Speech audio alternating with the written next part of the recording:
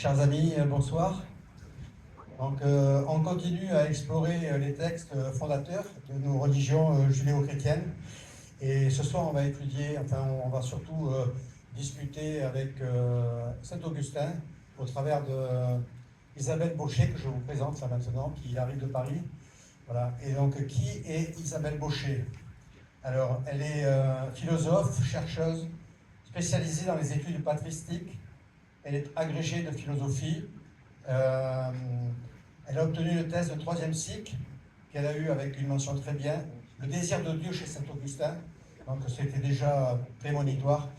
Elle a également obtenu une maîtrise en théologie et puis une habilitation à diriger des recherches qu'elle a obtenues à la Sorbonne.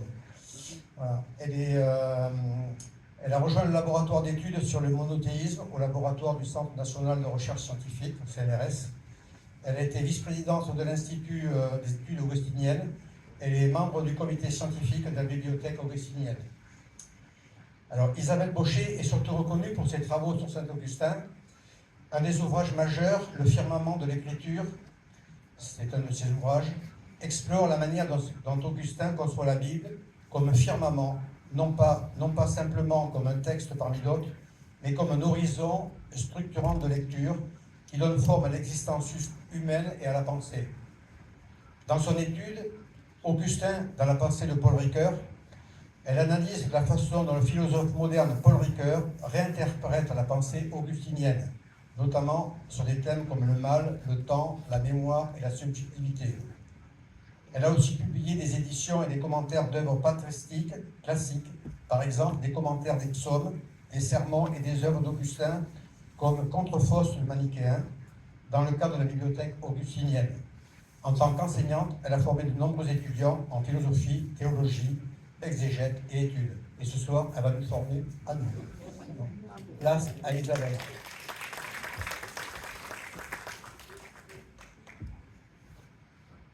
Très grand merci pour votre invitation et pour cette présentation. Disons que je suis heureuse d'avoir l'occasion de vous parler un peu d'Augustin, donc auquel, en gros, j'ai consacré beaucoup de temps dans mon existence et auquel je continue à consacrer beaucoup de temps. Nous venons encore, je viens il y a quelques jours de publier à plusieurs la dernière édition une édition, traduction et commentaire des sermons découverts par François Dolbeau, parce qu'on ne le sait pas, mais on découvre encore des textes d'Augustin aujourd'hui. Et éventuellement, si vous le souhaitez, je vous parlerai après, avec des questions, des sermons découverts après 1990, et que c'est la première traduction française que nous présentons. Il y a 4 volumes, et le 4e volume vient de sortir ce mois-ci. Donc, je vous à peine être en librairie. Tout ça pour vous dire que je continue vraiment à me passionner pour Augustin. Donc, j'espère aussi vous donner le goût de lire Augustin. Et comme Alain Poli m'a dit un peu comment vous êtes arrivé à Augustin, eh bien, il se trouve que je faisais mes études de philosophie à l'université de Paris 10, où j'ai eu beaucoup de chance. J'ai eu la chance d'avoir à la fois Paul Ricoeur et Emmanuel Lévinas comme professeur, ce qui est assez peu commun, disons. Et Paul Ricoeur a fait un bref cours, très bref cours sur Augustin. Ça m'a donné l'idée d'aller voir Augustin pour ma maîtrise, et à partir de là, eh bien, je me suis prise une passion pour Augustin après avoir passé les concours. Voilà. Alors, j'ai choisi peut-être qu'il faut que je dise quelques mots pour présenter Augustin pour commencer. Peut-être que vous le savez très bien, mais peut-être que pour certains c'est utile. Donc, situez-le bien déjà, fin du IVe siècle, début du Ve siècle, donc l'Antiquité tardive. Je crois que le point de repère important du point de vue historique, c'est 410, la chute de Rome, sachant qu'Augustin donc est né en 354, mort en 430. Mais la chute de Rome, ça veut dire un bouleversement, même si bien sûr ce n'est pas la fin de l'Empire romain, mais c'est quand même un bouleversement important. Et pour que vous le réalisiez, il ne faut pas oublier qu'Augustin est mort dans Hippone, assiégé par les Vandales. Autrement dit, vous voyez l'œuvre de sa vie détruite.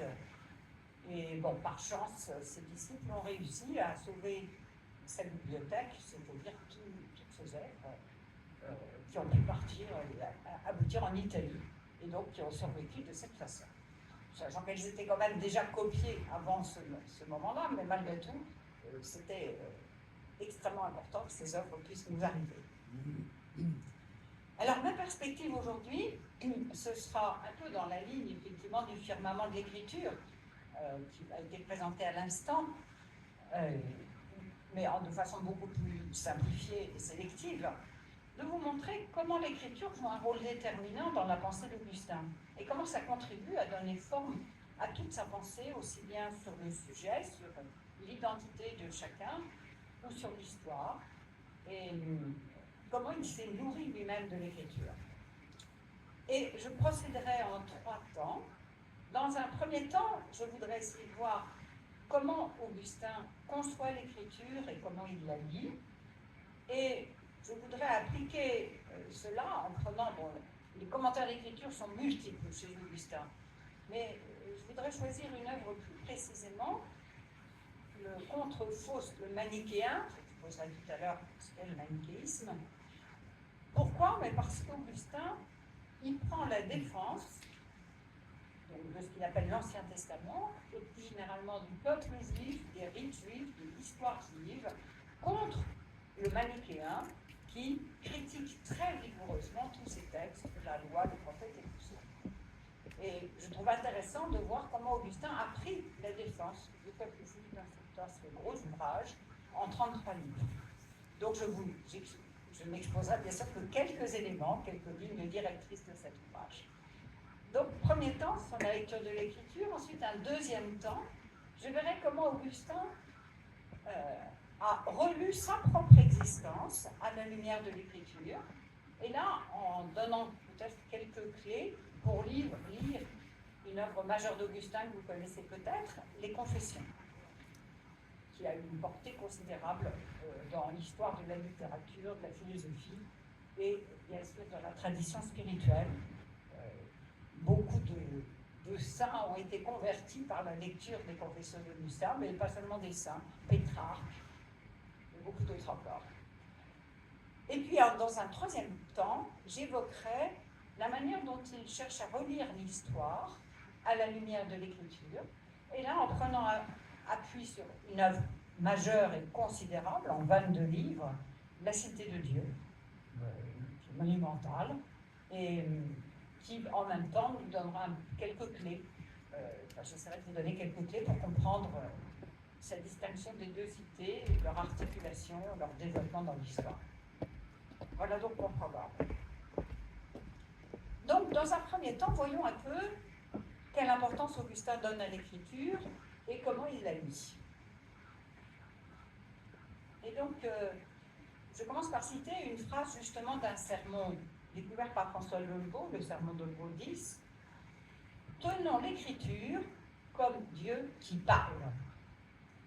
Donc, cette conviction d'Augustin est fondamentale. L'écriture est parole de Dieu.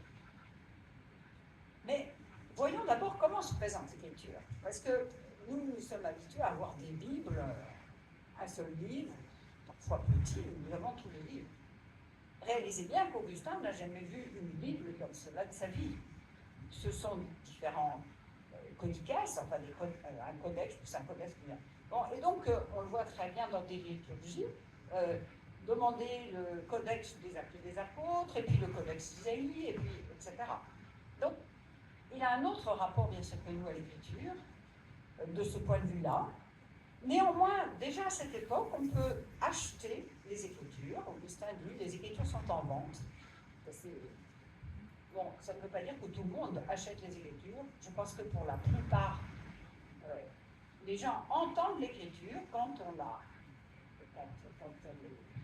lue dans le contexte liturgique. Bon, et voilà. Donc, c'est une première petite remarque très concrète. Alors, voyons-en à la manière dont il se rapporte à l'Écriture. Et je cite une phrase du livre 11 des Confessions. À partir du livre 11, il commente la Genèse. Et il dit, donc il vient de citer Genèse 1:1, sur lequel il va s'attarder beaucoup au commencement, Dieu créa le ciel et la terre. bon, comme il se pose beaucoup de questions sur ce verset, il dit « Moïse l'a écrit et il s'en est allé ». Problème donc, impossible d'interroger Moïse. Et à vrai dire, Augustin dit bien, mais même s'il était là, ça ne résoudrait pas mes problèmes. D'abord parce qu'il ne parle pas la même langue que moi. Pour le coup, Augustin ne savait absolument pas l'hébreu. Il savait un peu de grec, mais pas d'hébreu. Mais, dit-il, même au cas où il parlerait latin, Augustin parlait latin à cette époque-là, c'est le latin qui est la langue de l'Afrique romaine, même s'il parlait latin, il n'est pas dit que je pourrais comprendre vraiment ce qu'il nous dit. En fait, le seul qui peut m'éclairer, c'est celui qu'il appelle le maître intérieur, la vérité, autrement dit le Christ, qui l'éclaire intérieurement. Autrement dit, l'écriture est fondamentalement le lieu où se laisser éclairer intérieurement par ce maître intérieur pour comprendre ce que Dieu cherchait à nous dire à travers ce texte. Et donc la finalité première de l'écriture pour Augustin, c'est de nous rendre capables de se laisser enseigner par Dieu, de l'écouter. Et pourquoi avons-nous besoin de l'écriture? Eh bien, pour Augustin, à l'origine, si on parle du terrestre, l'homme, bien sûr, il n'y avait aucun obstacle entre Adam et Dieu. Et donc, il pouvait se laisser enseigner directement par Dieu. En fait, il comprend ça de la façon suivante. Il dit il y avait une source intérieure en chacun, enfin, donc en Adam, en chacun. Une source intérieure. Mais, du fait du péché d'Adam, du fait de l'orgueil, l'homme s'est en quelque sorte exilé hors de lui-même et devient incapable d'écouter intérieurement, d'écouter Dieu au plus intime de lui-même. Et puisque l'homme s'est exilé hors de lui-même, il s'est dispersé dans le sensible notamment, il fallait que Dieu, d'une certaine façon, le rejoigne dans le sensible, donc à travers des mots qu'on entend, qu'on peut lire. Et c'est comme cela qu'Augustin voit la raison d'être de l'écriture.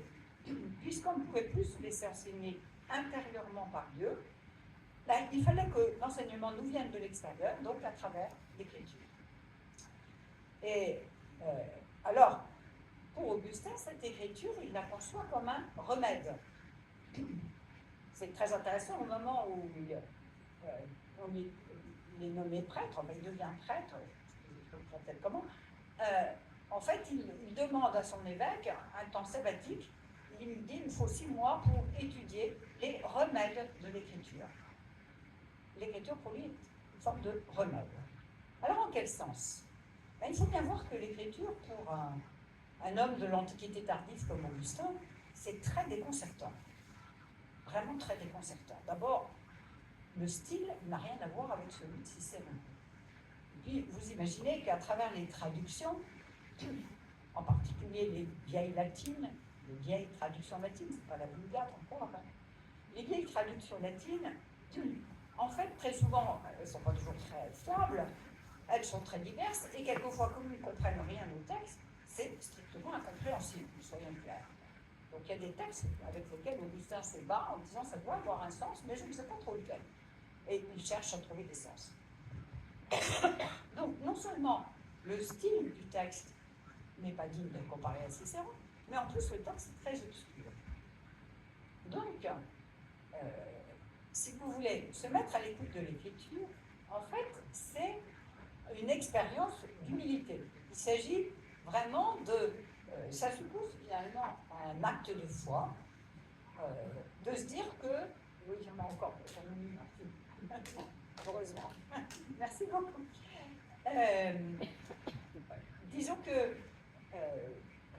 c'est finalement, l'écriture est un remède d'humilité, et donc c'est le remède à l'orgueil initial de l'homme, puisque l'orgueil est en fait le péché originel. Alors comment conçoit-il la nature de l'écriture? Eh bien, il dit les signes donnés par Dieu, qui sont contenus dans les Écritures, nous ont été transmis par les hommes qui les ont consignés par écrit. Donc, ce sont des signes donnés par Dieu, mais consignés par écrit par des hommes. Autrement dit, l'écriture est à la fois divine et humaine. Et ce point est très important, parce que bien sûr, c'est à cause de ce caractère qu'elle nécessite une interprétation. Donc concrètement, l'écriture a sa source dans l'illumination des prophètes ou des évangélistes, des apôtres. Pour Augustin, ces auteurs sont inspirés directement par Dieu. Mais Dieu utilise leur capacité humaine, Dieu parle à travers une culture, à travers des manières de raconter une histoire. Autrement dit, l'écriture fait appel à toutes les habitudes qu'on a pour écrire un texte humain, et donc il suppose en fait une forme de déchiffrement. Il n'est pas immédiatement limpide. Mais néanmoins, Augustin pense que tous ces écrivains sacrés ont été directement inspirés par Dieu et qu'ils ne peuvent pas se contredire. Que quand il y a une apparente contradiction entre deux auteurs, eh bien, ça veut dire qu'il faut chercher plus profondément le sens, mais il y a une unité profonde de l'écriture. Et non seulement les écrivains originaux ont été inspirés par Dieu, mais pour Augustin, les traducteurs sont aussi inspirés par Dieu. Il pense ici surtout aux traducteurs de la Septante, c'est-à-dire la traduction en grec. Et donc, pour Augustin, cette traduction grecque vient compléter, en quelque sorte, la révélation qu'il y a eu dans le texte hébreu. Donc, pour lui, il y a une forme de double... disons qu'il pense la révélation comme un processus qui se continue. Parce que cette révélation, alors ce n'est pas le sens actuel du mot révélation en théologie catholique, mais peu importe, il pense que Dieu se révèle aussi à chaque lecteur. Et en illuminant intérieurement le lecteur qui lit les textes scripturaires. Et s'il n'y a pas cette illumination intérieure, d'une certaine façon, les mots ne servent de rien. Il dit par exemple dans toute lettre, c'est dans le commentaire de la première épître de Jean, c'est le maître intérieur qui est instruit. C'est le Christ qui instruit. C'est son inspiration qui instruit. Et il continue en disant, sinon tout ce que je vous dirais, ça ne sert strictement à rien. En fait, il a vraiment une conscience très aiguë du rôle très relatif des maîtres humains. Les maîtres, en gros, ne font qu'avertir chacun de retourner à l'intérieur de soi-même pour se laisser enseigner directement par Dieu. Alors, de ce fait, vous comprenez que la Bible, pour Augustin, est un texte immensément riche. L'interprétation, elle est infinie. Il n'y a pas une interprétation, il y en a une pluralité. Parce que, en quelque sorte, l'Esprit Saint éclaire chaque lecteur en fonction d'un contexte donné, d'une situation personnelle donnée. Et c'est ça qui fait il y a une sorte d'adaptation, en quelque sorte, d'appropriation par le lecteur du texte biblique qui lui permet, en fait, de se laisser transformer par le texte biblique et d'en vivre. Et donc, cette pluralité n'est pas vue du tout par Augustin comme une déficience, comme s'il devait y avoir un sens unique, mais comme une richesse. Et elle a pour corollaire qu'il est absolument essentiel de ne pas mépriser l'interprétation des autres, de penser qu'on a la seule interprétation de l'écriture valable. En tout cas, la charité est le principe premier. Bien sûr, il peut y avoir des interprétations vraiment erronées, contraires à la foi et à une juste représentation de Dieu, mais avant d'affirmer cela trop vite, l'essentiel est d'accueillir toute interprétation avec charité. Augustin est d'ailleurs conscient qu'on peut faire bon ou mauvais usage de l'écriture. Il sait très bien, et il met en garde là-dessus, qu'on peut très bien utiliser l'écriture pour justifier sa conduite mauvaise. On peut toujours trouver des textes qu'on tord plus ou moins pour leur faire défendre telle position qu'on a, Mais bon, nous savons malheureusement dans l'histoire comment, même y compris au plan politique, on a pu interpréter de façon très contestable et discutable l'écriture. Donc, quoi qu'il en soit, vous avez compris que l'écriture est une médiation nécessaire, puisque pour se laisser, arriver à se laisser enseigner par Dieu, mais néanmoins provisoire, c'est-à-dire que, en tout cas, au terme de l'histoire, dans la vision de Dieu, bien évidemment, nous n'aurons plus besoin de l'écriture. Aujourd'hui, c'est notre firmament, selon le titre de l'ouvrage que j'ai écrit, le firmament de l'écriture, c'est une comparaison d'Augustin, mais bien sûr, un jour, le firmament sera replié, le livre sera replié, et nous n'aurons plus besoin de lire l'écriture. Alors, je voudrais en venir à un point plus précis maintenant, comme je vous l'annonçais, à savoir la manière dont Augustin défend la loi, les prophètes et les psaumes, et plus généralement toute l'écriture, contre Faust, le manichéen. Donc, quelques mots sur Faust et sur le manichéisme. Le manichéisme, donc, c'est une religion fondée par Mani. Ouais, Mani était un Perse, hein, non, mais Mani était d'origine judéo-chrétienne au point de départ. Enfin, il appartenait, bon, enfin, je ne vais pas entrer dans tous les détails, mais disons, ce qui est important de retenir, c'est que le manichéisme est fondamentalement un dualisme, c'est-à-dire qu'il y a le principe du bien et le principe du mal, le principe de la lumière et le principe des ténèbres. Et il se représentait les choses de la façon suivante. Le principe du bien, la lumière, était envahi par le royaume des ténèbres qui s'enfonçait comme un coin dans le royaume de la lumière, parce qu'ils avaient une vision tout à fait matérialiste. Bon, et tout le sens de l'histoire, c'était que il fallait sauver toutes les particules de lumière qui avaient été prises dans le royaume des ténèbres. Donc c'est en fait une sorte de gnose, de salut par la connaissance.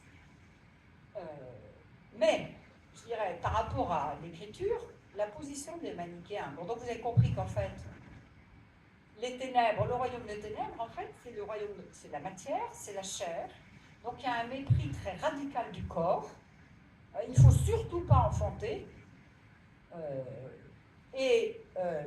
Donc, disons, vous avez une condamnation du corps, et vous avez non seulement une condamnation du corps, mais vous avez une condamnation, donc, de toute l'histoire du peuple juif. Pour Faust, il présente les choses de la façon suivante. L'Ancien Testament est totalement incompatible avec le Nouveau Testament. Il ne contient aucune prophétie du Christ. Il contient des préceptes qu'il juge honteux, si en particulier il est extrêmement sévère face aux préceptes rituels, et on s'en sert des préceptes superflus. Bon, il estime que la loi de Moïse a perverti la loi initiale, la loi révélée,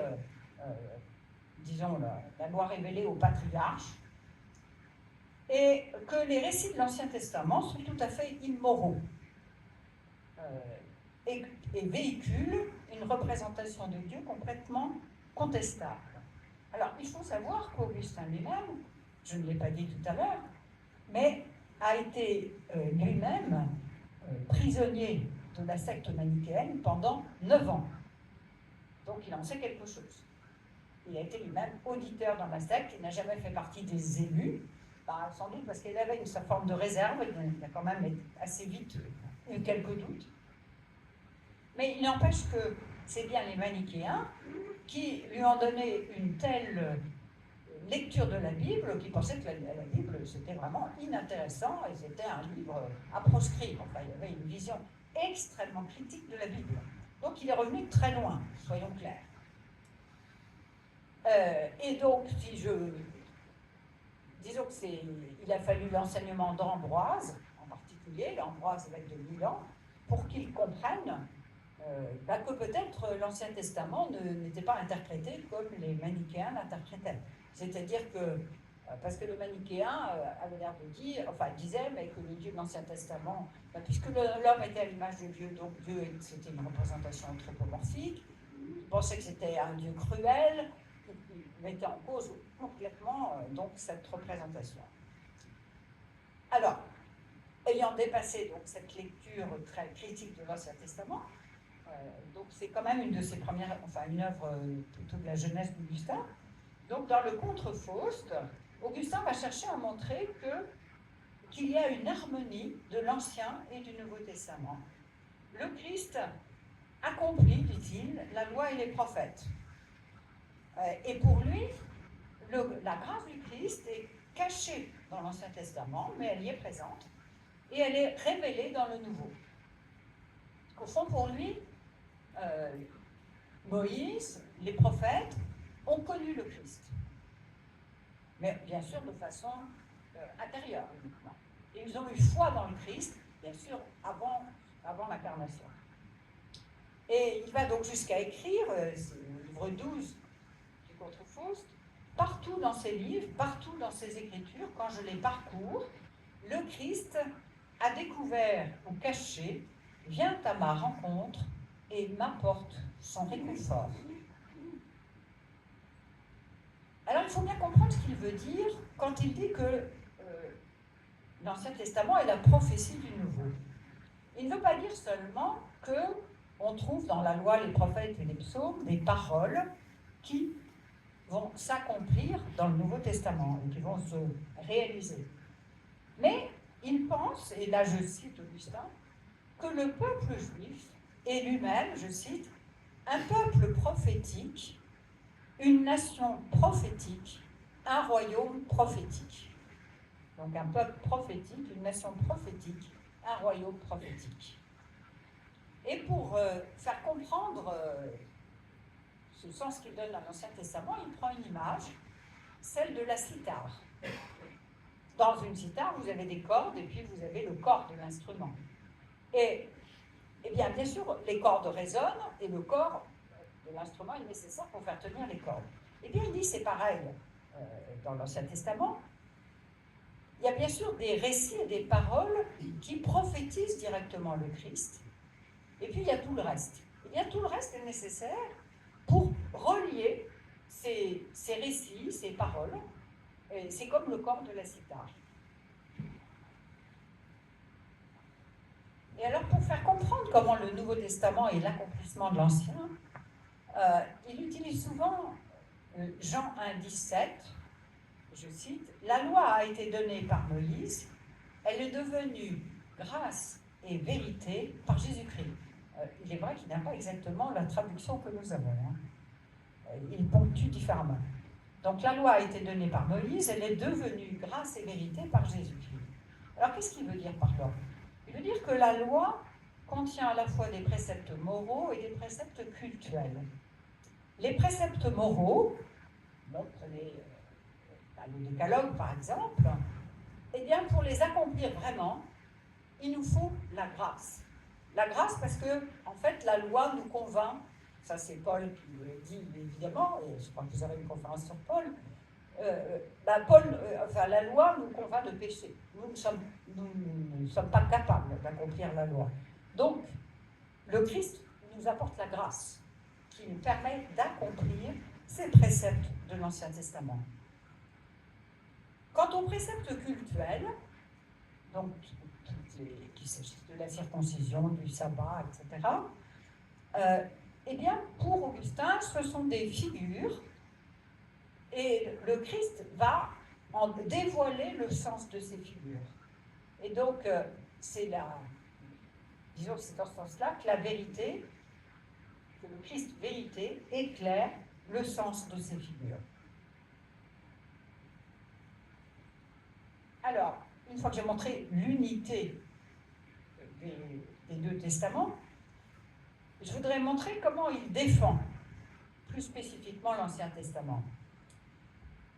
Donc, j'ai déjà souligné le fait qu'il interprète tous les rites juifs, non pas du tout comme ayant une valeur éducative, une manière de... par exemple, il estime que les sacrifices de l'Ancien Testament étaient tout à fait utiles et que même il y a une forme d'éducation puisque dans les psaumes, on comprend bien que le sacrifice le plus important est un sacrifice intérieur, le sacrifice du cœur, et donc ce sacrifice prendra une autre forme, enfin ça sera toujours un sacrifice intérieur pour le chrétien, avec le Christ. Quant aux préceptes moraux, eh bien, ce que souligne Augustin, c'est que ces préceptes ne sont nullement abolis, contrairement à ce que disait Faust, mais que, par exemple, si on prend un texte comme Matthieu 5, le discours sur la montagne, avec, où il est dit « On vous a dit, et moi je vous dis », en fait, Faust s'appuyait sur ces paroles pour dire que Jésus rayait d'un trait tous ses préceptes, et Augustin dit « Non, pas du tout ». Simplement, Jésus cherche à en manifester la visée. Je prends un exemple. Dans l'Ancien Testament, c'est la loi du talion, et dans le Nouveau, c'est l'amour des ennemis. Donc, mais la loi du talion est un commencement pour arriver à l'amour des ennemis. Évidemment, il y a quelques étapes entre les deux, mais disons que c'est un début. Non, mais il explique que c'est un début, concrètement, alors je peux expliquer dans le détail. La loi du talion est une limite posée à la vengeance. Et donc, c'est en ce sens-là que c'est déjà une forme d'éducation. Ça limite la violence, mais ça limite. De même, bien sûr, tu ne tueras pas dans le décalogue. Dans l'enseignement de Jésus, c'est évident que se mettre en colère, c'est déjà une forme d'homicide. Enfin, en tout cas, ça conduit à l'homicide, se mettre en colère contre son frère. De même, c'est pas seulement l'adultère qui sera condamné, mais le simple fait de désirer une femme, d'avoir un regard adultère à son égard. Donc, disons qu'il y a pour lui, simplement, il y a le discours sur la montagne, cherche à prolonger cet enseignement du décalogue en allant plus loin, si possible. Bon, quant à la vie des patriarches et des prophètes, donc je vous ai dit que Faust ridiculisait la vie des patriarches, notamment dans la Genèse, et Augustin, c'est assez intéressant, en fait, il a déjà un début de sens historique, c'est-à-dire qu'il comprend que, d'une certaine façon, les mœurs ne sont pas exactement les mêmes à une époque et à une autre, et que, donc, on ne peut pas juger des mœurs d'une époque en fonction de plusieurs siècles plus tard. Et donc, il dit, l'important, c'est que, certes, ils avaient plusieurs femmes, c'est pas, bien sûr pas l'idéal, mais l'important, c'était qu'ils en jugent, comment dire, ils respectaient leurs femmes, c'est ça qui comptait, voilà. Et puis, bien évidemment, il dénonce complètement la représentation anthropomorphique de Dieu qui est celle des Manichéens, en disant que c'est tout à fait illusoire, qu'ils n'ont vraiment rien compris à ce qu'est la juste représentation de Dieu. Voilà pour le premier temps. J'en arrive au deuxième temps, la relecture de sa vie à la lumière de l'Écriture, et donc je vais parler un peu des confessions. Les confessions, je ne sais pas si vous connaissez ce livre, mais en fait, il y a 13 livres des confessions. Dans les 10 premiers, Augustin raconte sa vie. Pour tout dire, il avait commencé par écrire 9 livres. Et ça a eu un tel succès, c'était en gros un succès de librairie, qu'on voulait la suite. Donc dans les 9 premiers livres, il écrit sa vie jusqu'à son baptême. Et puis, donc, on veut la suite. Et donc, Augustin est déjà évêque quand il écrit les confessions. Et il a une immense audace, dans le livre 10, il se confesse au présent. Donc, il dit un peu ce qu'il vit, lui, comme évêque. Et en particulier, il fait une sorte d'examen de conscience sur les différentes tentations dont il cherche à triompher plus ou moins bien. Et à partir du livre 11, c'est la lecture de la Bible, plus précisément, c'est la lecture de Genèse 1. Alors, pour tout dire, Augustin ne dépassera pas Genèse 1. Mais Genèse 1 correspond pour lui à, puisque c'est les 7 jours, c'est en fait une figure des 7 âges du monde. Et puisque en Genèse 1, ça se termine par le sabbat, pour lui, c'est en fait depuis la création jusqu'au sabbat éternel. Donc c'est une manière de dire, cette lecture de Genèse 1, que c'est une manière de dire qu'il veut lire toutes les écritures. Alors, l'étonnement des gens, bien sûr que ça ne suffit pas, mais je veux dire exactement, c'est une manière dans son récit de signaler sa volonté de lire toute l'écriture. Et alors, la difficulté, c'est, on s'est demandé souvent, quelle était donc l'unité des confessions. Parce que jusqu'au livre 10, on comprend bien, c'est autobiographique, et puis au livre 11, le livre 11 est extrêmement célèbre, parce que Augustin se débat avec ceux qui disent « Que faisait Dieu avant de créer le ciel et la terre ?» Et donc, vous avez un très long développement sur la question du temps, qui est extrêmement célèbre, le temps et l'éternité, qui a été repris par beaucoup de philosophes après lui. Et donc, alors, en fait, je dirais personnellement qu'il me semble qu'on peut découvrir deux manières de voir cette unité des confessions. Je vais les exposer rapidement. On peut d'une part voir comment il présente son propre itinéraire comme un itinéraire qui part des lectures païennes, puisqu'au début il ne lisait que les païens, pour arriver à la lecture de l'écriture et à la lecture confessante de l'écriture. Donc ça, c'est une première manière de voir l'unité des confessions.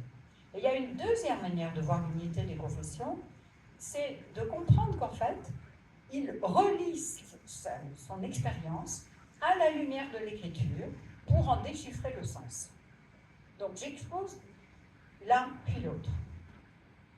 D'abord, un passage des lectures païennes à la lecture de l'écriture. Et je dirais en faisant cela, Augustin, en fait, veut, en quelque sorte, montrer notamment aux païens comment les lectures païennes peuvent aussi mener à la lecture de l'écriture. C'est comme une sorte de propédeutique.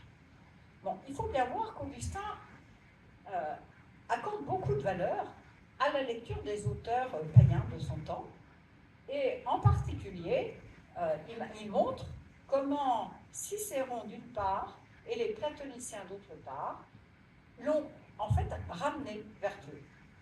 Cicéron, il avait 18 ans, c'est dans le livre 3 des Confessions. C'est un ouvrage qui est aujourd'hui perdu, que nous connaissons encore en partie grâce à Augustin, mais pas seulement grâce à lui, qui s'appelle l'Hortensius. C'était un protreptique, c'est-à-dire une exhortation à la philosophie. Autrement dit, ce n'était pas un discours. Augustin lui-même était professeur de rhétorique, donc il connaissait très très bien Cicéron. Mais précisément, en lisant l'Hortensius, il va découvrir la philosophie. Et il dit, cet ouvrage changea complètement mon désir. Désormais, je brûlais d'ardeur pour la sagesse. Donc c'est la quête de la sagesse. Et déjà à ce moment-là, il veut changer de vie, parce qu'il dit, la sagesse, c'est beaucoup plus important que tout le reste. Mais il dit, malgré tout, donc sa mère Monique lui avait parlé de Christ, même s'il n'était pas baptisé. Et donc, il s'étonne de ne pas trouver Christ dans l'Hortensius, ce qui est assez normal. Et du coup, il va commencer à lire l'Écriture. Mais alors là, c'est la catastrophe, parce qu'il estime que vraiment, c'est un livre obscur, qui n'a aucun sens.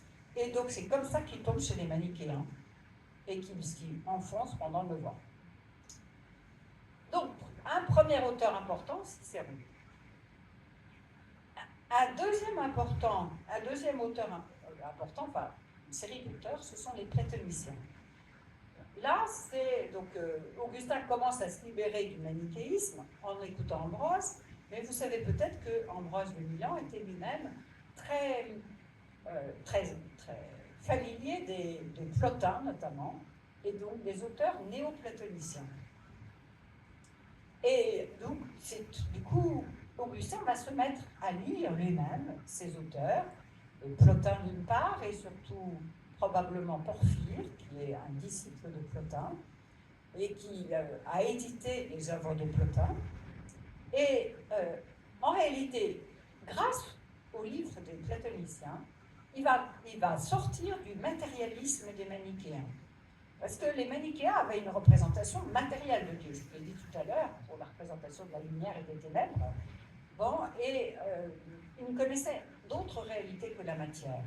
Et disons que le platonisme va lui faire découvrir qu'il y a des réalités intelligibles, que le vrai, le beau, le bien, ce n'est pas matériel, et que d'une certaine façon, c'est beaucoup plus réel que toutes les réalités matérielles.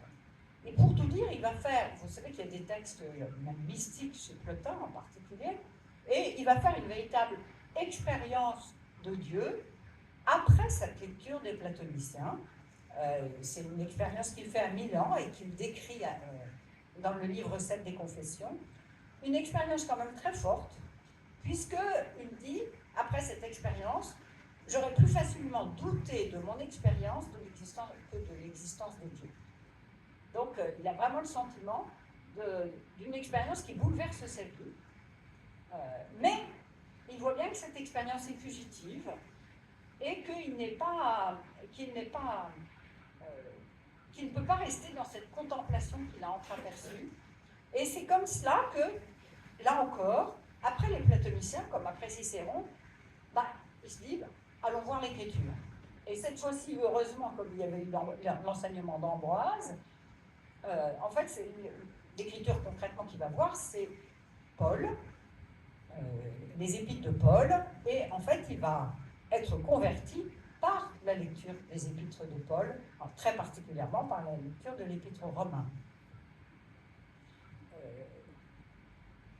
Donc, vous voyez comment il en arrive à la lecture de Paul, et ensuite on le voit dans les livres suivants. Donc au livre 8, c'est sa conversion, toujours en lisant Paul. Au livre 9, on le voit lisant les psaumes, et il accorde beaucoup d'importance aux psaumes. Il dit les psaumes changent mes désirs. En fait, c'est toute la conversion de l'affectivité. Voilà. Et puis donc dans les livres 11 à 13, c'est la jeunesse.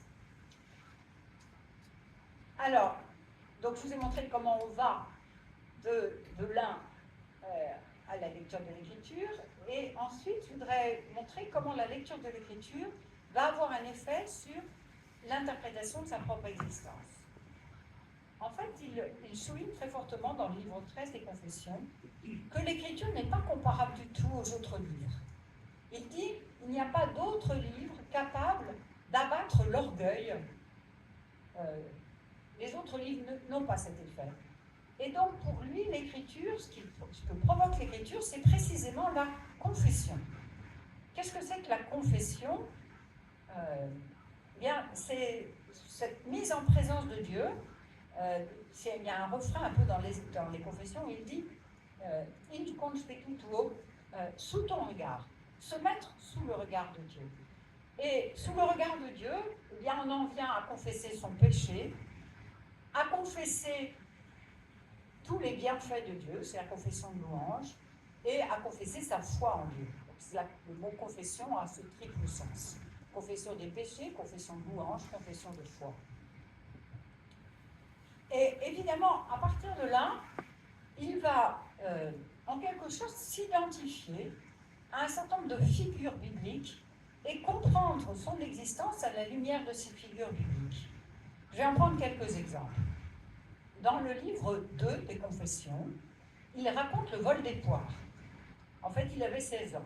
C'est une pécadille d'adolescent.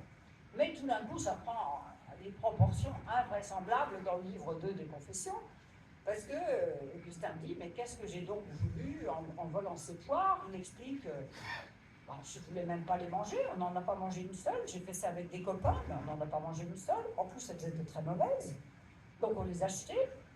Et pourquoi j'ai donc volé ces poires ? Pourquoi j'ai fait le mal pour le mal ? En fait, il essaie de montrer que d'une certaine façon, il est aussi mauvais qu'Atilina, qui est la référence latine. Il est capable de faire le mal gratuitement. Et donc, en fait, petit à petit, il fait comprendre qu'en réalité, là, finalement, il renouvelle en quelque sorte le péché d'Adam. C'est-à-dire que ce qu'il veut, c'est être son propre maître et s'affranchir de toute loi, et de la loi de Dieu en particulier. Donc,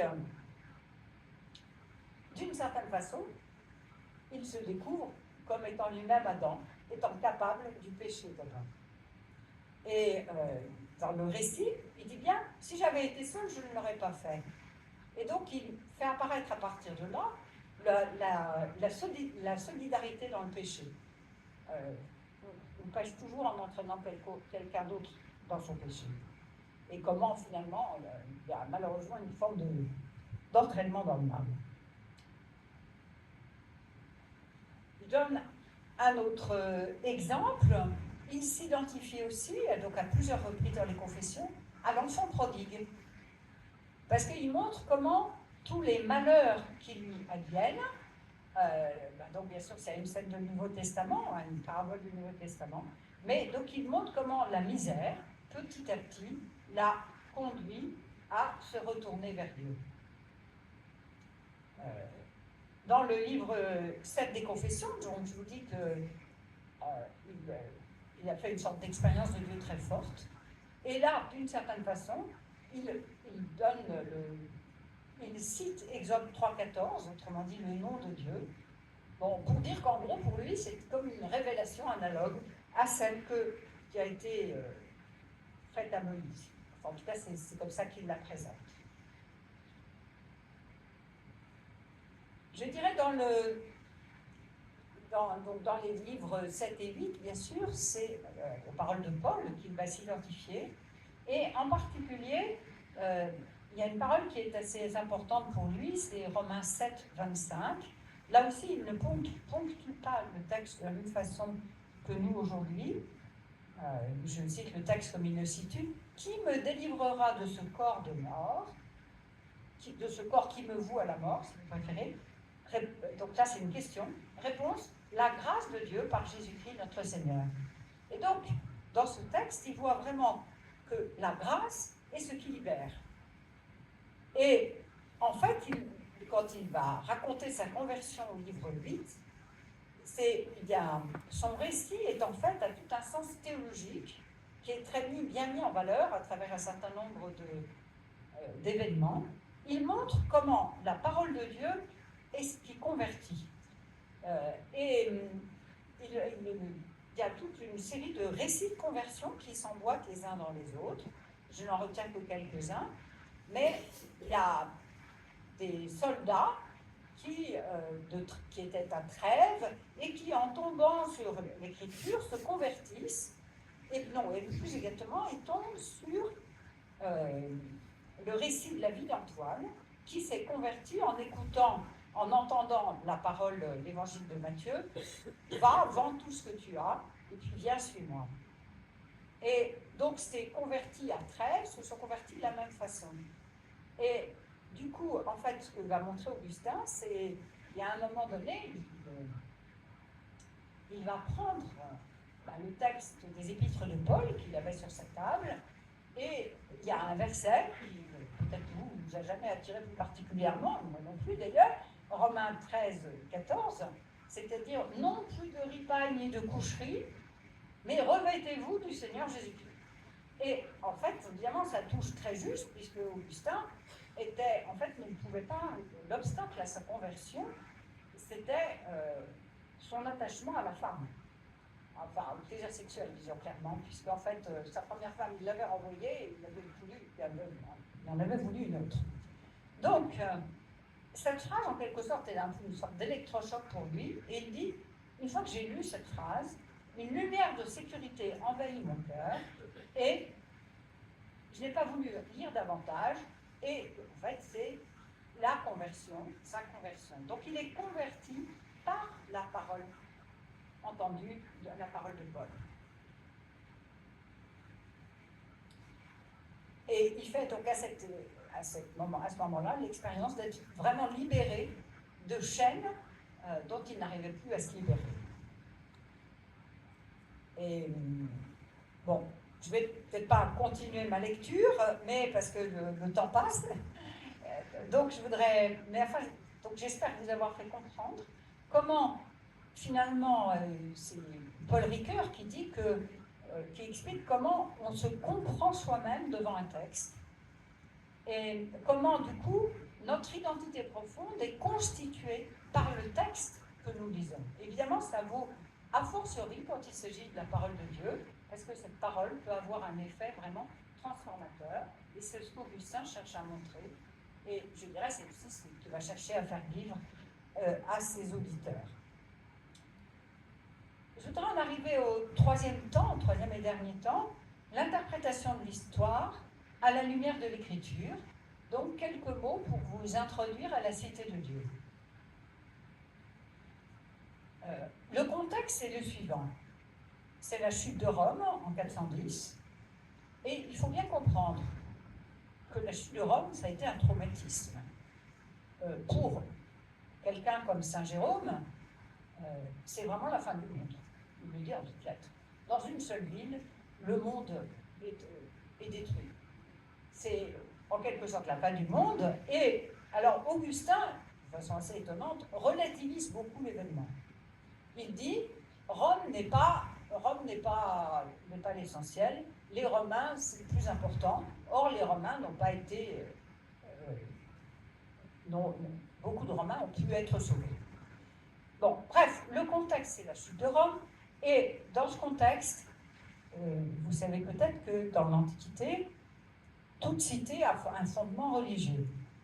Et donc, les païens de l'époque estiment que la chute de Rome tient au fait que l'Empire est devenu chrétien, que Rome est devenue chrétienne. Donc, dans ce contexte, ils accusent les temps chrétiens et ils font beaucoup d'objections à l'égard du christianisme. Bon, par ailleurs, à cause de cette invasion de Rome par les barbares, beaucoup de notables, et notamment des lettrés païens, arrivent en Afrique du Nord, notamment à Carthage, où Augustin allait souvent, et ils vont poser un certain nombre de questions. Certains sont attirés par le christianisme et posent un certain nombre de questions de telle façon que Augustin va chercher à répondre aux questions des païens à l'égard du christianisme. Donc la cité de Dieu représente en fait une apologie de la religion chrétienne. Par apologie, j'entends une défense de la religion chrétienne contre les accusations des païens, et en même temps se veut une présentation du christianisme, notamment pour les païens, ou éventuellement aussi pour les chrétiens. Et donc, il y a deux grandes parties de l'ouvrage. Une première partie, dans les livres 1 à 10, où il s'agit de vos auteurs, c'est-à-dire les auteurs païens. Et donc là, Augustin cite très largement les auteurs païens, bien sûr Cicéron, mais aussi Tacite, Tite-Live, Sénèque, Horace, la littérature. Et puis il en vient aux philosophes, à Varron et aux platoniciens, donc Platon, Plotin, Porphyre. Et en fait, il va montrer l'insuffisance il va critiquer, disons, le culte, ceux qui espèrent le bonheur en rendant un culte aux dieux païens. C'est ça, en fait, qu'il met en cause. C'est le culte rendu aux dieux païens. Et il explique qu'en fait, qu'il s'agisse du bonheur temporel ou du bonheur éternel, le seul Dieu véritable, c'est le Dieu de l'Écriture, et que,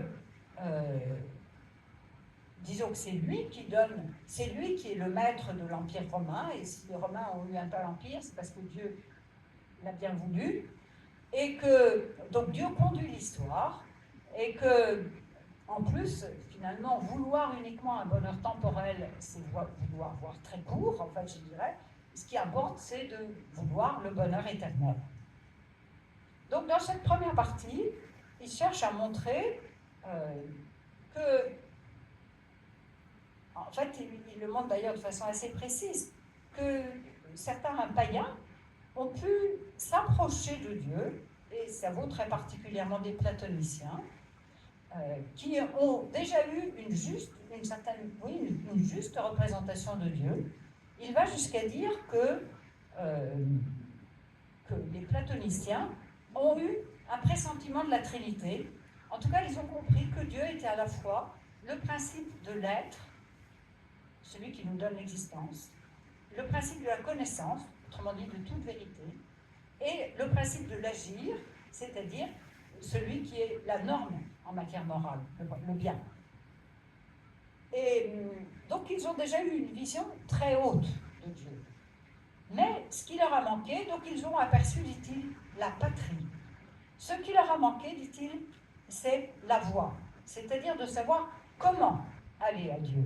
Ils ont pressenti qui était Dieu, mais ils n'ont pas eu le moyen d'aller à Dieu.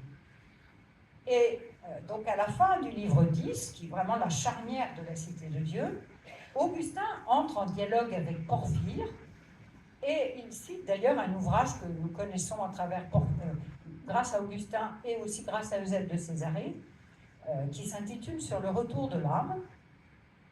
Et dans ce texte, Porphyre disait qu'il était en quête de la voie universelle du salut et qu'il avait cherché cette voie universelle du salut dans toutes les religions de l'époque.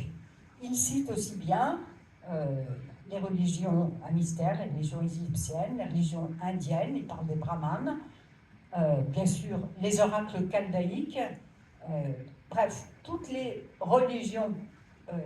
Il a vraiment fait, en fait, Porphyre a vraiment fait, on le sait par ailleurs, des enquêtes sur les religions de l'époque, mais et puis bien sûr la religion chrétienne aussi, mais il dit qu'il n'a pas trouvé la voie du salut pour tous. Et en fait, la voie du salut, pour lui, elle est réservée à une toute petite élite, et on accède en fait au premier principe, autrement dit à l'un, à l'être, que par la philosophie, la contemplation des réalités intelligibles. Donc c'est vraiment réservé à une petite élite, et les autres, en gros, ne peuvent pas accéder à ce salut. Alors Augustin dit, mais cette voie universelle du salut que tu cherches, alors il ne peut pas s'adresser à Porphyre lui-même, même s'il s'adresse en tu, mais il y a des disciples de Porphyre, et notamment parmi les païens avec lesquels Augustin pouvait être en contact à Carthage. Et donc il dit, eh bien, il dit, et c'est là qu'il va citer très longuement la loi, les prophètes et les psaumes, il va montrer comment la voie universelle du salut est annoncée dans l'Écriture. Et donc pour cela, il montre comment le salut est annoncé pour toutes les nations.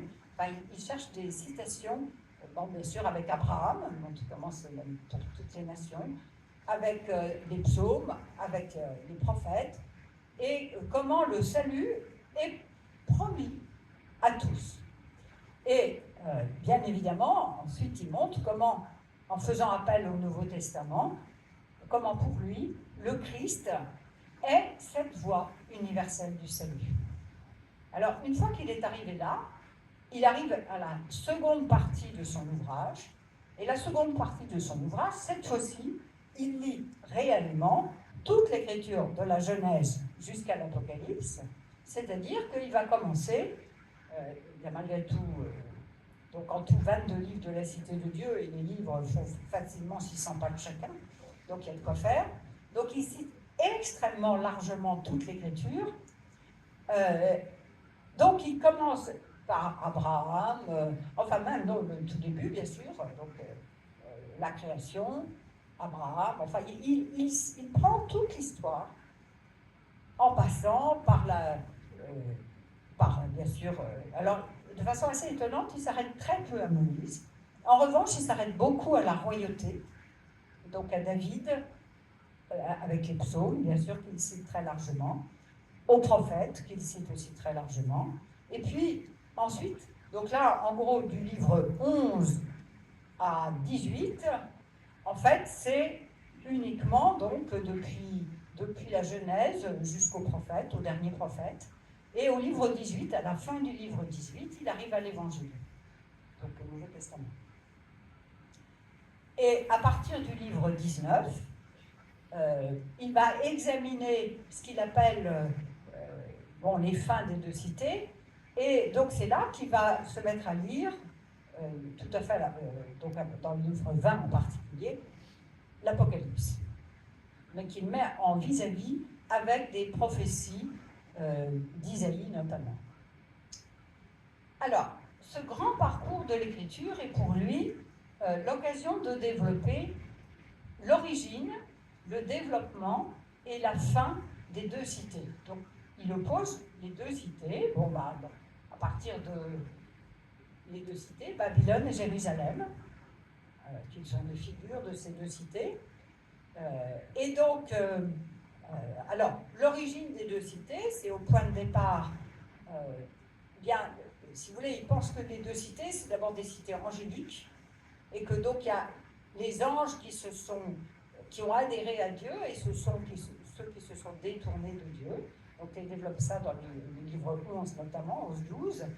Et ensuite, avec la création d'Adam, le péché d'Adam, et en fait, après ça, les deux cités, c'est bien, il y a ce qui est inauguré par Caïn, et, donc et il dit bien que la cité terrestre est la première, donc Caïn, qui a eu l'homicide, et après Caïn, donc il y a la fondation de la cité terrestre, et il montre en fait que ce n'est que, disons que c'est par la conversion qu'on accède à la cité, disons à Jérusalem, que Jébus a dû être détruit pour donner naissance à Jérusalem. Donc, à partir de là, une fois que il voit l'histoire du peuple juif, il montre comment cette histoire, comment Jérusalem s'est développée, tous les textes relatifs à Jérusalem, et jusqu'à... ensuite, il prend, si vous voulez, il va montrer qu'il s'agisse de Babylone et Jérusalem. Pour lui, ce sont des figures, ce sont bien sûr des réalités historiques, mais en même temps des figures. Bon, et on voit ça effectivement dans l'Apocalypse, parce que Jérusalem et Babylone sont des figures dans l'Apocalypse. Et donc, Babylone est la figure de la cité terrestre, ou encore qu'il appelle la cité du diable, mais là il faut faire attention, il n'y a pas confusion, c'est compliqué entre les deux. Et Jérusalem est figure de la cité céleste. Les figures de l'Église, mais là aussi attention. Alors c'est là où je voudrais essayer de vous faire comprendre comment il interprète les deux cités, sachant que c'est un point très délicat de cette œuvre. Les deux cités, je dirais l'opposition des deux cités, c'est fondamentalement une opposition spirituelle. Il écrit au livre 14 de la Cité de Dieu, au paragraphe 28, « Deux amours ont fait deux cités. L'amour de Dieu jusqu'au mépris de soi a fait la cité céleste. L'amour de soi jusqu'au mépris de Dieu a fait la cité terrestre. » Autrement dit, deux orientations spirituelles. Si j'oriente ma vie vers Dieu, et donc au mépris de mon propre égoïsme, donc là, je m'oriente vers la cité céleste. Si au contraire, je privilégie mes propres intérêts et qu'importe l'amour de Dieu et qu'importe l'amour du prochain, il est clair que là, je m'oriente vers la cité du diable. Donc, une orientation, c'est deux orientations spirituelles. Et ce qu'il faut bien comprendre, c'est que fondamentalement pour Augustin, la ligne de partage des deux cités, c'est pas tel homme d'un côté et tel homme d'un autre. En fait, la ligne de partage des deux cités, c'est à l'intérieur de notre cœur, de chaque cœur humain.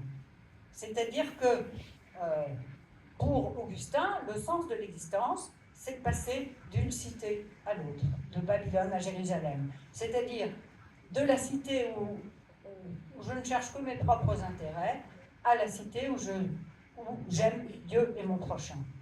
Donc c'est passer d'un amour, d'un type d'amour, l'amour de soi mais égoïste, à l'amour de Dieu et du prochain. Et c'est comme ça qu'on passe d'une cité à l'autre. Donc c'est fondamentalement une interprétation, une opposition spirituelle. Ceci étant, Augustin estime que ces orientations spirituelles s'incarnent dans l'histoire. Malheureusement, je pense que nous en avons... on sait bien que ça s'incarne dans l'histoire. Et que le mal peut prendre une consistance terrible dans certains moments. dans la guerre, dans le chaos, etc. Et dans d'autres moments, au contraire, le bien peut s'incarner à travers certaines figures. Et donc, si vous voulez, il serait vraiment tout à fait erroné de penser, par exemple, que tout royaume politique est mauvais par nature. Ce n'est pas du tout la thèse d'Augustin. Mais par contre, un empire qui s'idolâtre, oui, là, ça vient de la cité du diable. Alors, on voit comment tout est possible. En revanche, Augustin explique et il dit que l'ordre politique est un ordre nécessaire. Et il estime que les croyants doivent aussi appartenir, enfin s'engager en politique, parce que c'est la responsabilité de l'ordre de la cité, et que tous les croyants doivent œuvrer à la paix temporelle. Il y a un point d'accord entre tous, c'est de poursuivre la paix temporelle. Il y a des très très belles pages sur la paix dans le livre 19 de la Cité de Dieu. Bon, mais je dirais, si tous peuvent s'accorder sur la poursuite de la paix temporelle, il est évident que tous ne s'accordent pas sur le culte à adopter et qu'il peut y avoir conflit entre l'Église et l'État, pour dire ça en termes modernes, ou entre tel culte et tel royaume politique, le culte du vrai Dieu et tel royaume, tel État, à partir du moment où cet État n'admet plus et persécute le culte du vrai Dieu. Donc à ce moment-là, il est évident que les croyants doivent entrer en opposition avec cet État, non pas en opposition violente, mais disons en tout cas ne pas céder aux injonctions de l'État. Je voudrais simplement conclure brièvement. C'est en fait, je ne vous ai parlé que d'un nombre d'œuvres très très limité, deux très grandes œuvres d'Augustin, les Confessions de la Cité de Dieu. Disons que c'est une goutte d'eau dans un océan, puisqu'il a commenté, par exemple, intégralement tous les psaumes. Ça fait quelque chose comme 3000 ou 4000 pages. Il a commenté 4 fois la Genèse. Il a commenté, alors il a beaucoup moins commenté les prophètes, bien sûr il a commenté très largement Saint Paul. Donc en fait, c'est très souvent des textes qu'on connaît moins, parce que la tradition philosophique ou littéraire a surtout insisté sur les autres ouvrages d'Augustin.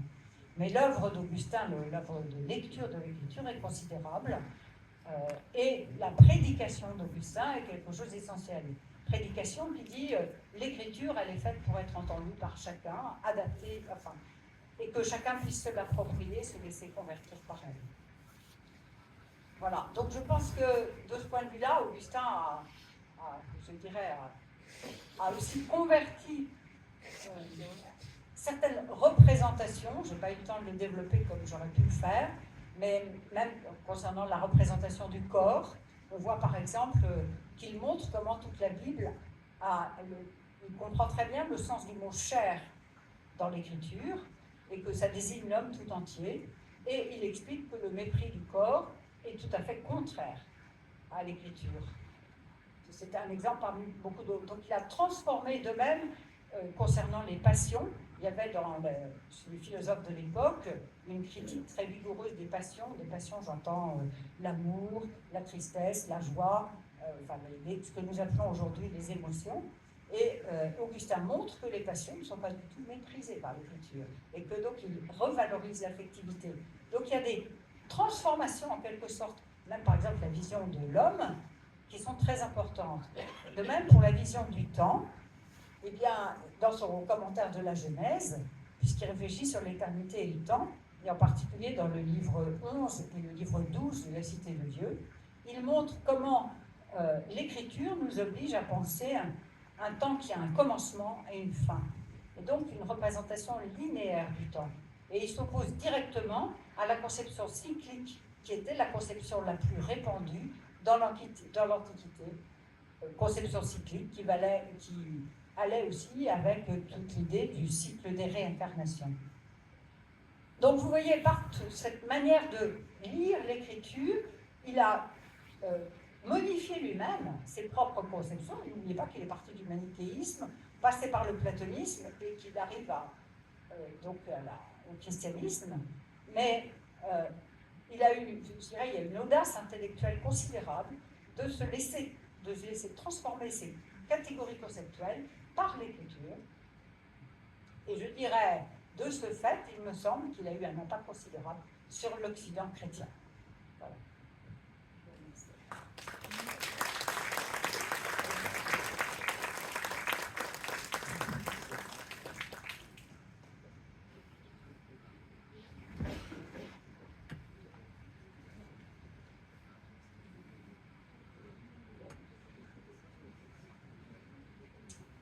Merci pour cette conférence.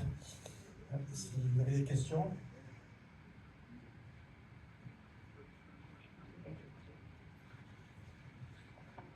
Vous nous avez parlé donc de l'œuvre, des œuvres, enfin de l'œuvre de Saint-Augustin. Vous nous avez pas beaucoup parlé de l'homme. Et qu'est-ce qui explique ce qu'il a fait tout au long de sa vie? Est-ce que dans sa jeunesse, dans sa famille, dans la société dans laquelle il vivait, dans les événements de cette époque, qu'est-ce qui l'a conduit à faire tout ce qu'il a fait et pourquoi? Très bien. Merci pour votre question.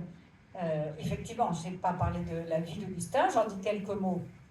Bon, d'abord, Augustin était fils de Patricius et de Monique. Patricius était païen. Monique était chrétienne. Monique n'a pas voulu baptiser Augustin.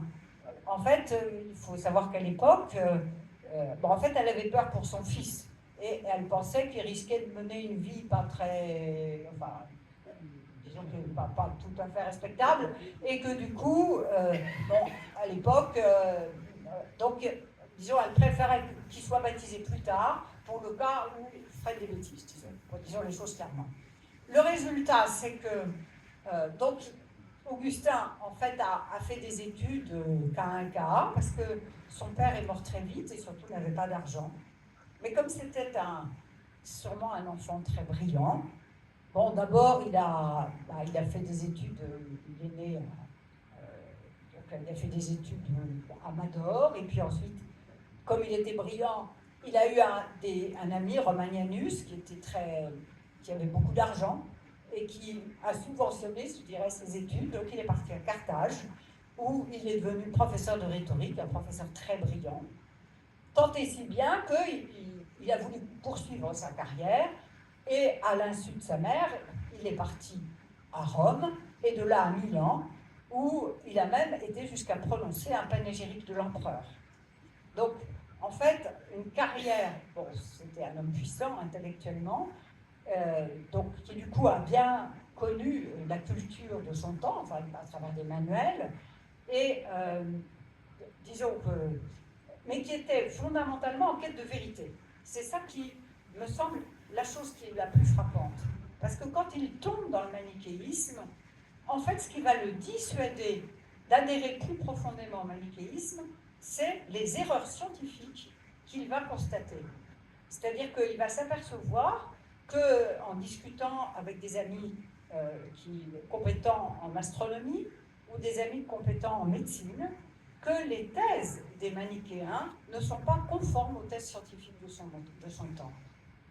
Donc il y a une sorte d'exigence de vérité qui fait qu'il va rester un peu en deçà, je veux dire, il ne va jamais s'engager totalement dans le manichéisme, même s'il n'arrive pas à en sortir pendant longtemps. Et c'est aussi cette quête de vérité qui va le conduire à lire et donc à arriver jusqu'à la lecture des platoniciens qui sera déterminante. Puis, alors évidemment à Milan, il va se trouver dans un milieu chrétien.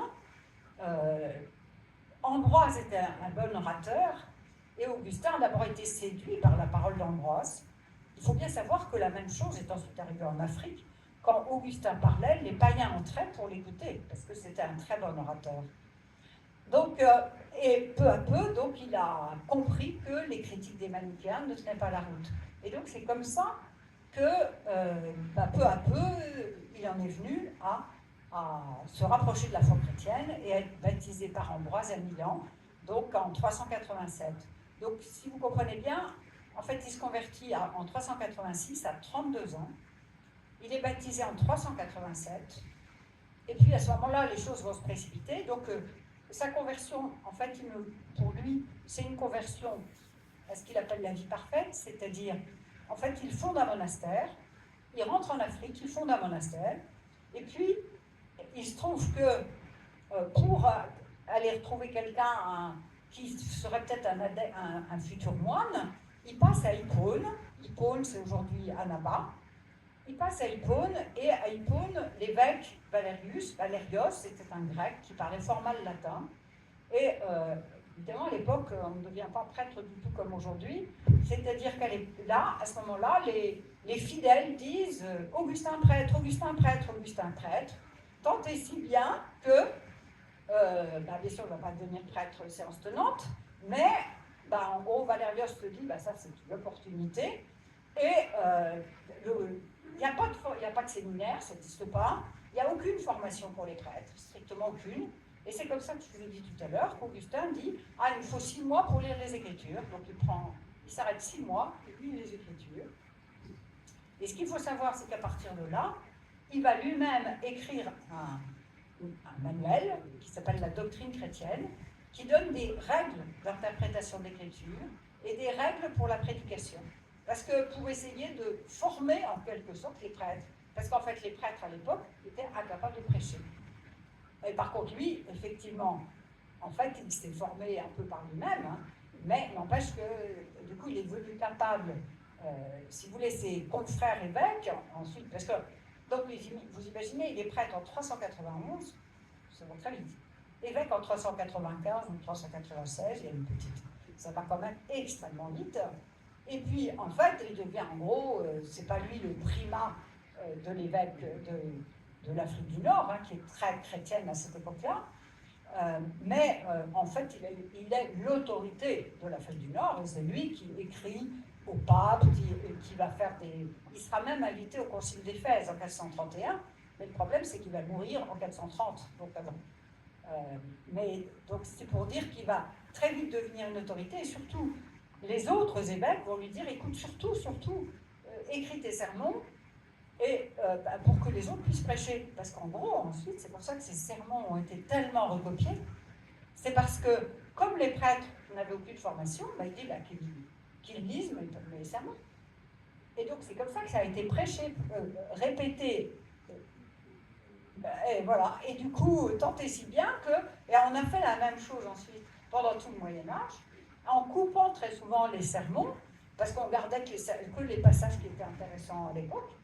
Et bon. Alors, je n'ai pas fini, parce que peut-être que vous vous dites, je n'ai pas dit grand-chose de tous les combats d'Augustin.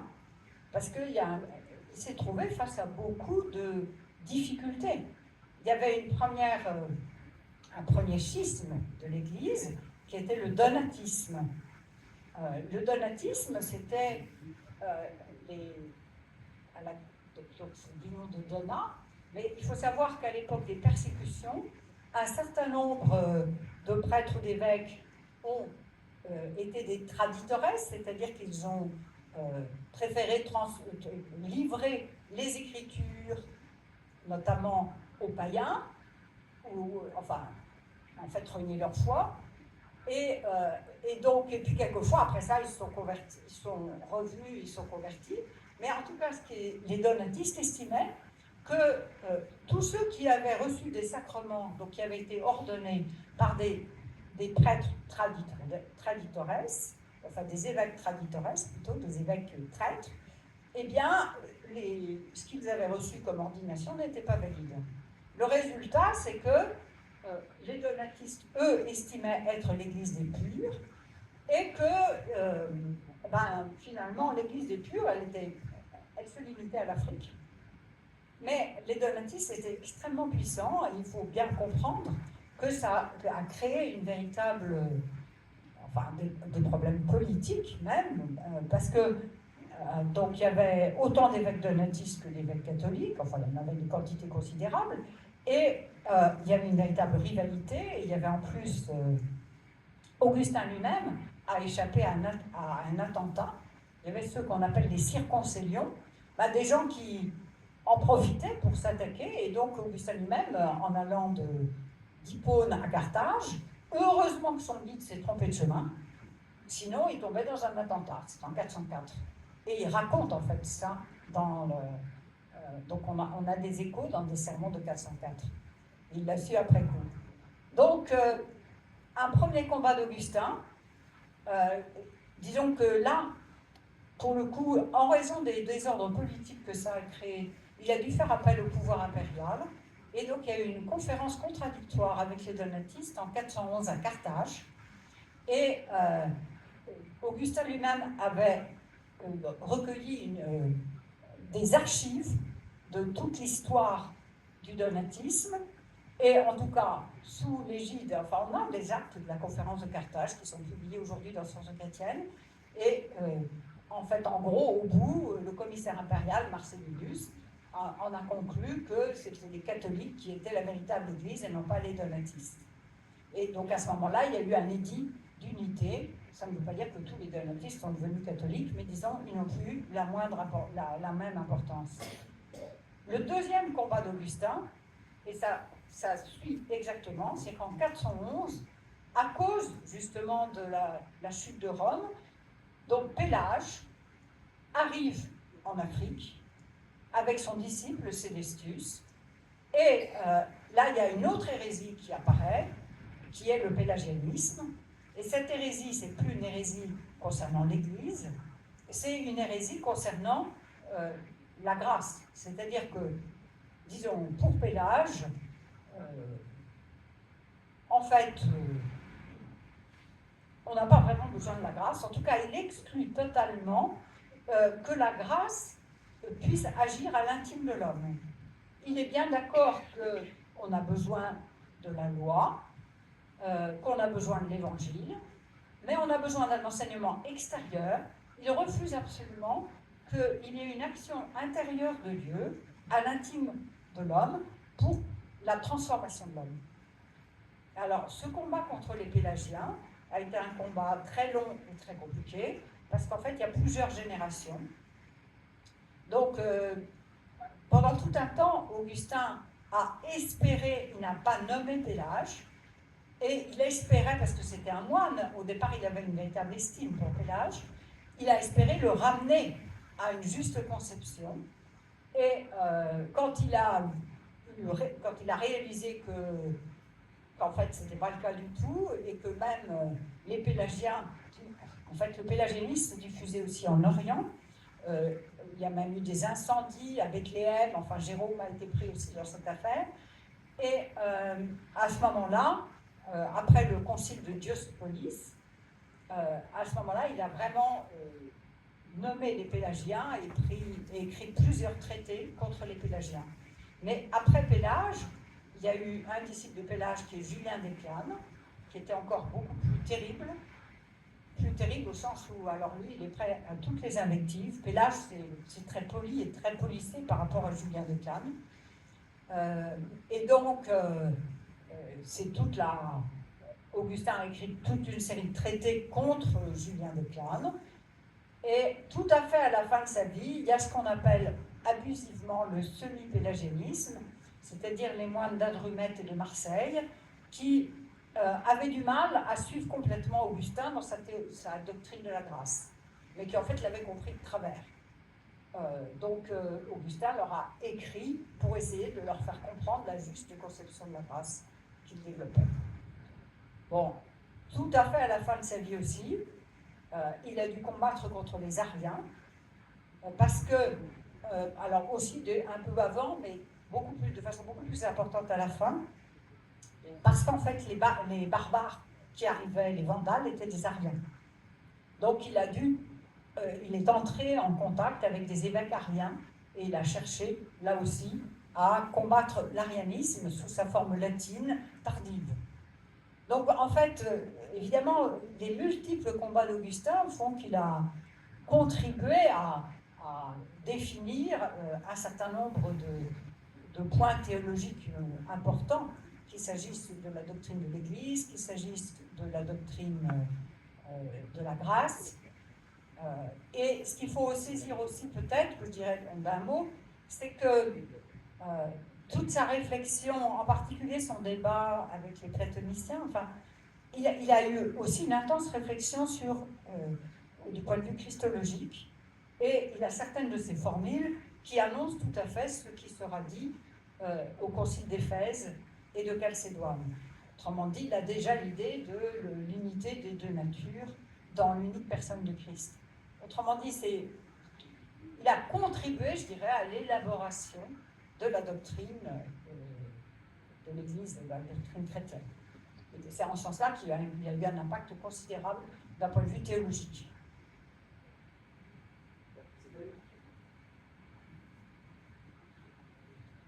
Est-ce qu'il a une influence pour l'écriture de Vatican II? En fait, Vatican II représente un retour au Père de l'Église. Et ça, c'est intéressant. Et je crois que vous aurez aussi une autre séance sur les Pères de l'Église de façon plus générale. Et donc, Augustin est très largement cité dans Vatican II, mais bien évidemment, pas du tout comme source unique. Il y a aussi des pères grecs, il y a aussi saint Thomas, bien sûr, il y a beaucoup d'autres. Mais il faut bien voir aussi que, par exemple, l'auteur le plus cité par saint Thomas d'Aquin, c'est Augustin. Donc évidemment, même quand on lit Thomas, on peut... Alors Thomas a pris des distances sur certains points par rapport à Augustin, et il a une conception un peu différente, mais néanmoins, il est aussi un vécu, une transmission de la pensée d'Augustin. C'est pas petit.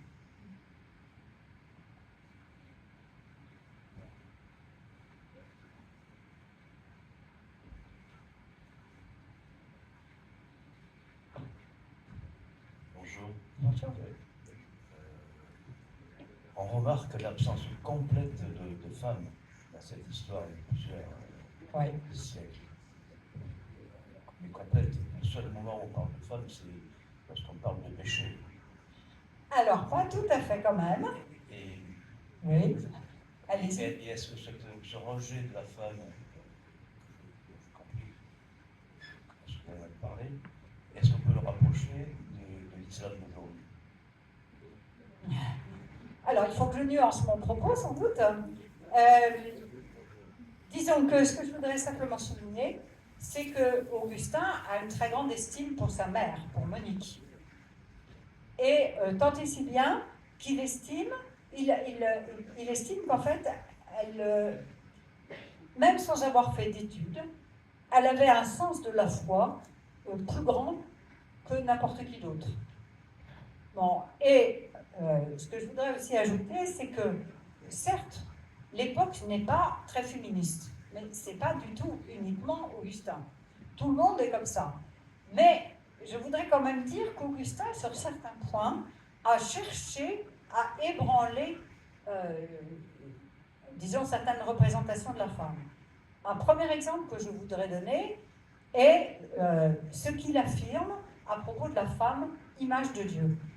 Certains, à l'époque, disaient que la femme, en s'appuyant sur Paul, qui dit que la femme doit se voiler la tête, et que c'est l'homme qui est l'image de Dieu, certains, à l'époque, concluaient que la femme n'était pas l'image de Dieu.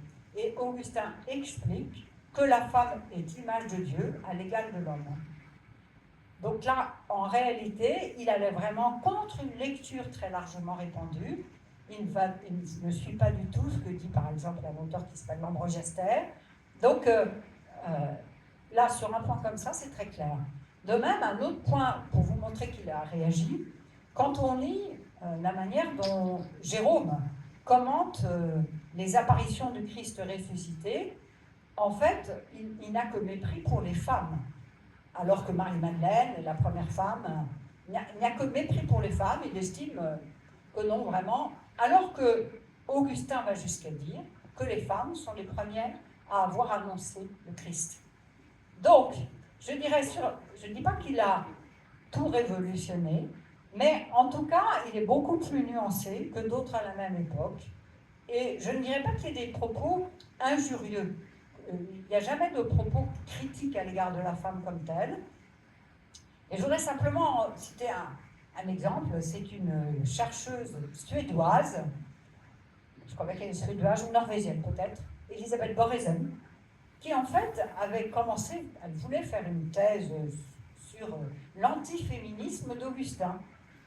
Et puis en travaillant, elle est arrivée à la conclusion inverse.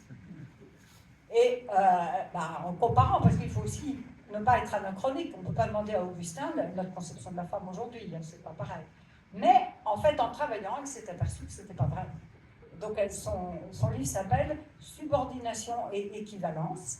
En fait, elle s'est aperçue que, certes, Augustin ne remettait pas du tout en cause le fait que la femme soit soumise à son mari, c'était l'habitude de l'époque, mais en revanche, il admettait que la femme était à l'égal de l'homme, image de Dieu, ce qui est quand même considérable.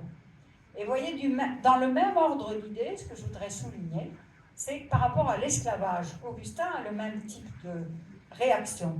Il ne met pas en cause l'esclavage, qui est une pratique de l'époque, au sens où c'est l'époque, quoi, c'est ça.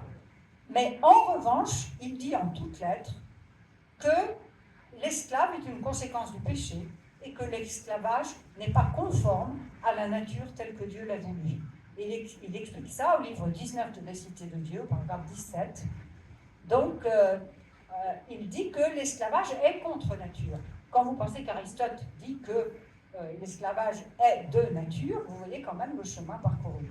Donc, je dirais, et de même, il y a aussi un autre exemple très intéressant, c'est qu'à Hippone, un jour, il y a des barbares qui ont voulu prendre en esclavage des habitants d'Hippone, et Augustin va tout faire pour arriver à les faire libérer, et y compris mener une action auprès de l'empereur pour lutter contre ces razzias, des pirates qui venaient réduire en esclavage les gens d'Hippone, enfin d'aujourd'hui d'Afrique du Nord, disons.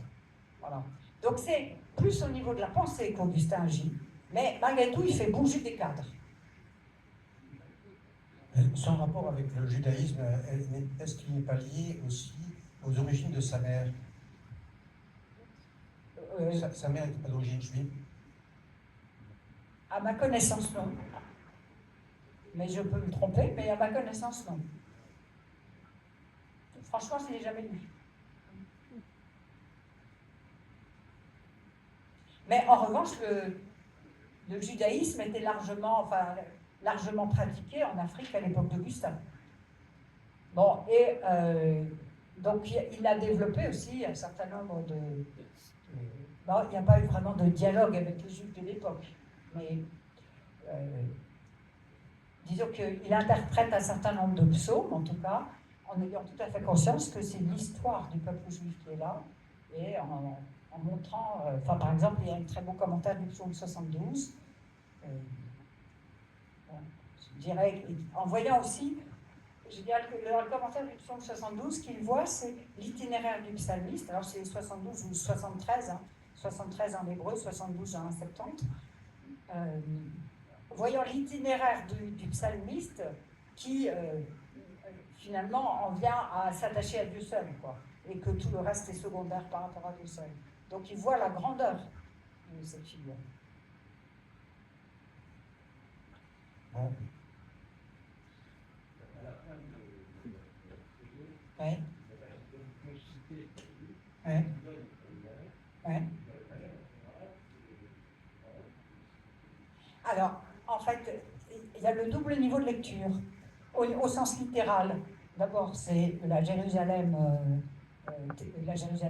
historique, quoi. Bon, mais en même temps, lui, il écrit au moment où Jérusalem a été détruite. Enfin, vous voyez, donc ensuite, à un deuxième niveau, il prend ça au sens figuratif, et donc ça devient une figure de l'Église. Donc il y a le double niveau. Mais il y a tout le début où c'est vraiment la Jérusalem historique. Bonsoir. Oui, bonsoir. Vous avez évoqué rapidement deux choses qui m'ont interpellé. La première chose, c'est que vous avez dit rapidement que pour Augustin, de ce que j'ai compris, l'écriture pouvait transformer. Ouais. Ça avait une capacité à transformer. Et puis vous avez parlé rapidement de l'agir, me semble-t-il, et le lien avec la prédication. Alors tout ça m'a un peu interpellé, ma question est assez simple. Est-ce que dans la pensée de saint Augustin, l'écriture est performative, et de fait, est-ce que pour lui, finalement, il a posé un peu les bases d'une prédication qu'on pourrait aussi qualifier de performative? Moi, je pense que c'est tout à fait juste, oui. En tout cas, que l'écriture soit performative, c'est incontestable. Il en a fait l'expérience dans sa propre vie, de façon très forte. Et du coup, ça, pour le coup, il croit vraiment que la parole de Dieu entendue, alors entendue dans la foi, je ne sais pas comment dire, c'est l'écriture, pas entendue n'importe comment, parce qu'il y a des tas de lectures de l'écriture qui peuvent ne rien produire. Mais l'écriture lue dans la foi transforme. Ça, pour le coup, c'est incontestable. Et donc, maintenant, quant à sa prédication, lui, il relativise toujours. Pour lui, il n'est pas... comment dire? Il fait une très grande différence entre ce qu'il appelle les écritures canoniques et sa propre parole. Et donc, il relativise sa propre parole. Il dit, moi, je ne suis là que pour vous avertir, en quelque sorte, de vous laisser enseigner par Dieu. Mais néanmoins, il avait une parole telle que ça attirait les foules. Ça, c'est incontestable. Donc, dans un de ces sermons qu'on a très récemment découvert, le sermon d'Olbo 26, il faut savoir que le sermon a duré 2 heures, c'était un jour de l'an, et il y avait en face les jeux païens, et en fait, Augustin a fait durer ça 2 heures pour éviter qu'ils aillent aux jeux païens. Parce qu'il faut bien voir qu'à l'époque, les chrétiens allaient aux jeux païens. Bon, je crois qu'on va s'arrêter là, sinon on pourrait passer la nuit. Alors, je rappelle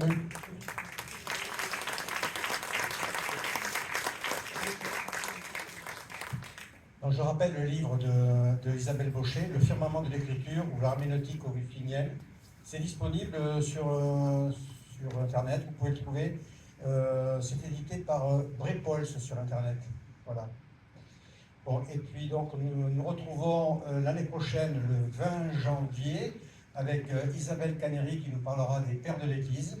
Elle est professeure théologienne à l'Institut Saint-Serge à Paris. Et donc, en attendant, je vous souhaite de joyeuses fêtes de Noël et une très belle année. Très belle année. Voilà, merci.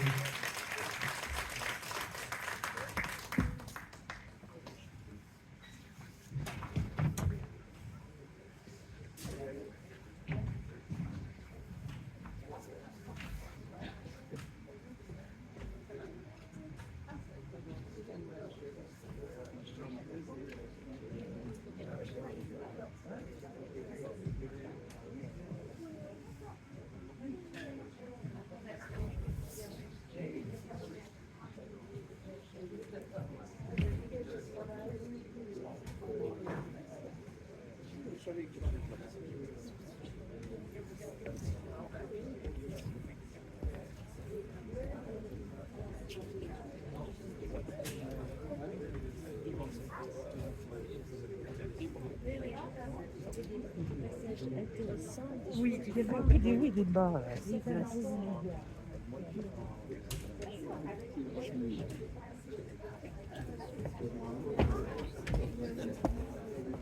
J'ai pas vu.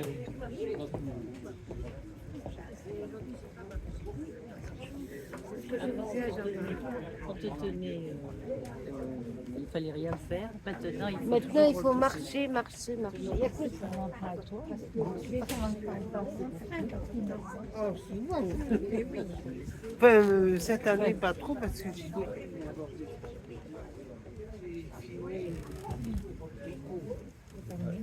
aussi le portable. Ah oui.